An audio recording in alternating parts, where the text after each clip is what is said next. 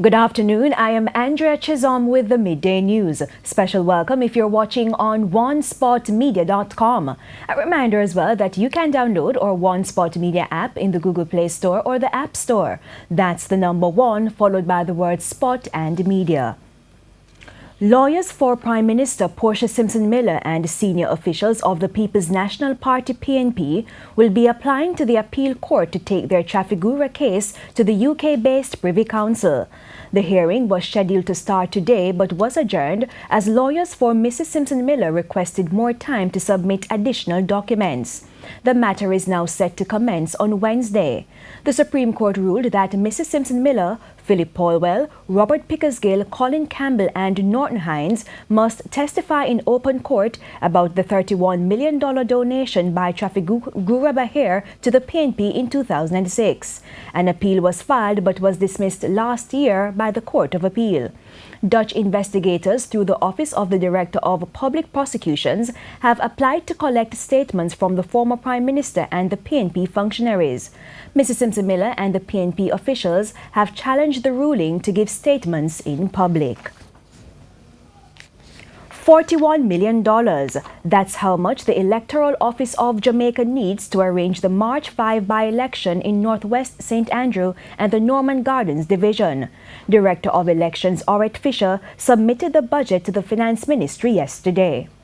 Combined total is about $41 million, which would translate into 27 approximately for the St. Andrew Northwest and the other 14 million, talking about million, the other 14 million for the Norman Gardens Division in Kingston East and Port Royal.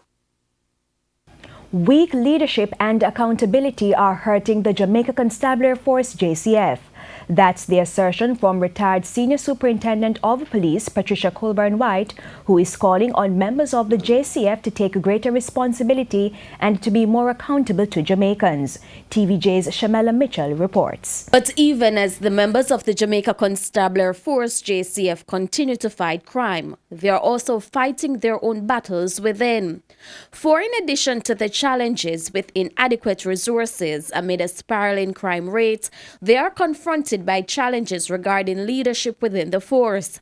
It's a concern for retired Senior Superintendent of Police Patricia Colburn-White, who thinks there needs to be change. There are also the challenge of rising levels of crime, violence, especially murders, lawlessness, community disorder, levels of fear and anxiety, decreasing levels of trust in the systems of justice and security, lack of interest on the part of our citizens. Despite those challenges, Mrs. Colburn-White says the men and women of the JCF need to take a stance and to be more responsible and accountable when carrying out their duties. In order to be this change, you must review what needs improving, what needs replacing, what approaches, what new methods we need to adopt.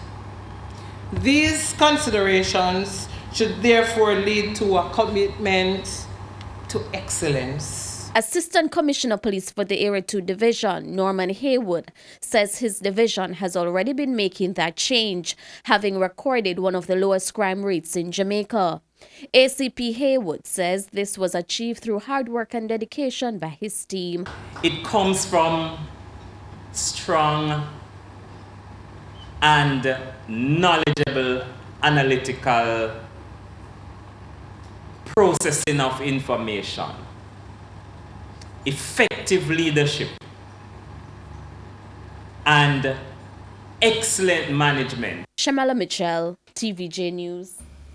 Meanwhile, acting head of the JCF's Corporate Communications Unit, Assistant Superintendent Delia Garrick, says recent murders in St. Thomas have underscored the need for people to learn how to solve problems.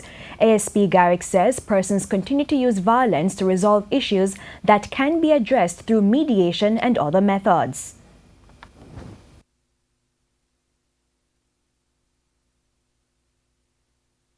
To use other means to use the services available. The police has trained people who can assist in these domestic issues to give intervention. And we also do referral. The justices of the peace are trained and also willing, school teachers. So we ask that persons, and sometimes the individuals might at the time not thinking rational, but onlookers, persons who are aware, they too can initiate the process to have intervention. Because the police are at a scene in Alley Clarendon where the body of a woman was found next to her 2-year-old daughter this morning in bushes. She has been identified as 32-year-old Natoya Ricketts. Her body, which had bullet wounds, was found by residents about 8 o'clock, but her daughter was not harmed. The police have taken the child to hospital. The woman was last seen alive yesterday morning when she went to care for her animals. Deputy Superintendent of Police Lilith Campbell is appealing to residents to assist investigators. It's understood that Ms. Ricketts' mother was murdered in the community 2 weeks ago. Students sitting the Caribbean Secondary Examination Certificate CSEC exams will soon be able to do the test online and from home using their smart devices. The initiative was introduced by the Caribbean Examination Council in partnership with the Education Ministry. In an interview with TVJ News, Portfolio Minister Ruel Reid said schools cannot provide all the resources to facilitate online exams all at once, but he believes the initiative will be effective and will also allow the examination process to be efficient. Possibility of people cheating. If you're this is what I'm saying. How it's structured, it will be very difficult to do that, and I can't speak on all the measures, but it's built-in security measures for that to happen. Online, it is timed, so you don't have all day to do it.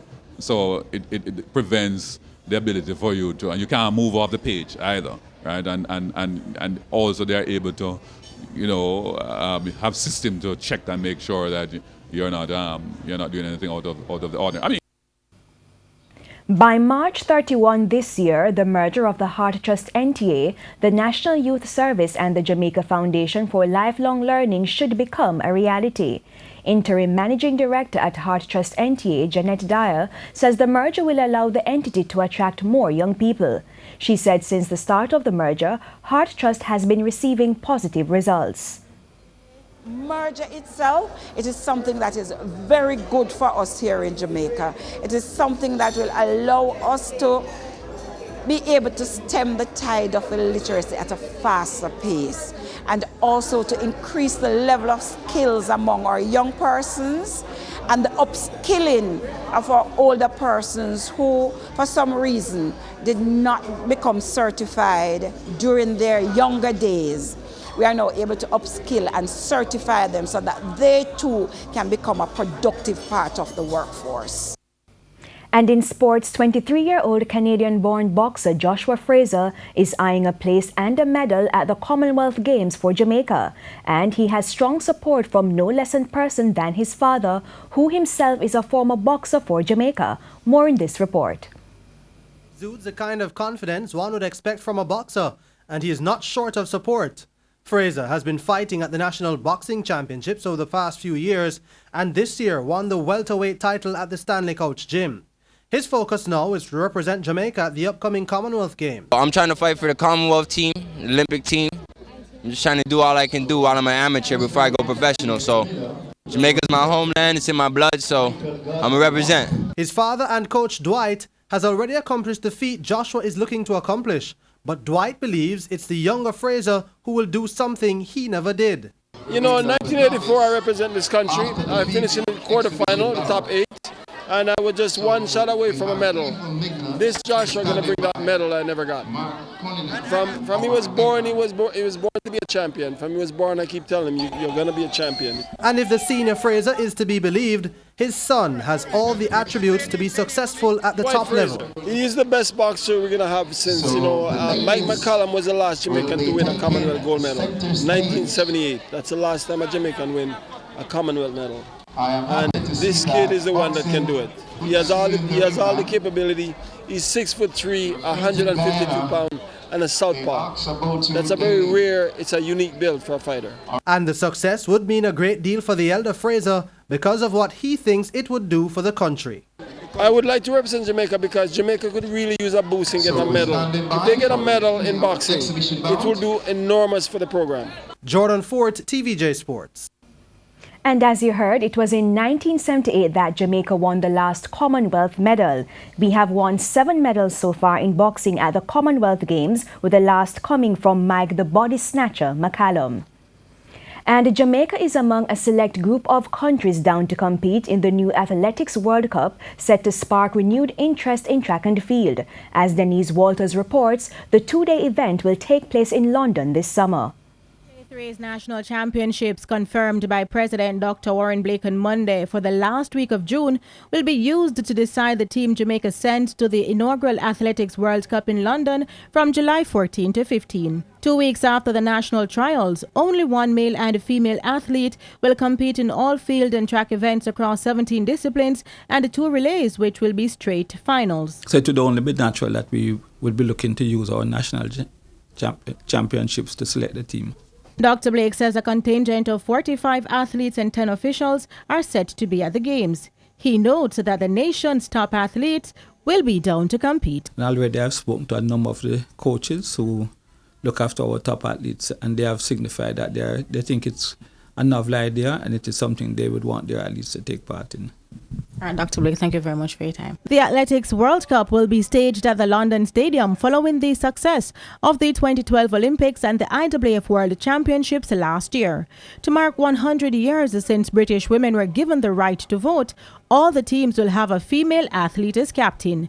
For TVJ Sports, I am Denise Walters. And that's the Midday News. I'm Andrea Chisholm. Do remember to join us at 7 for the Primetime News Package. On behalf of the entire news, sports and production teams, good afternoon.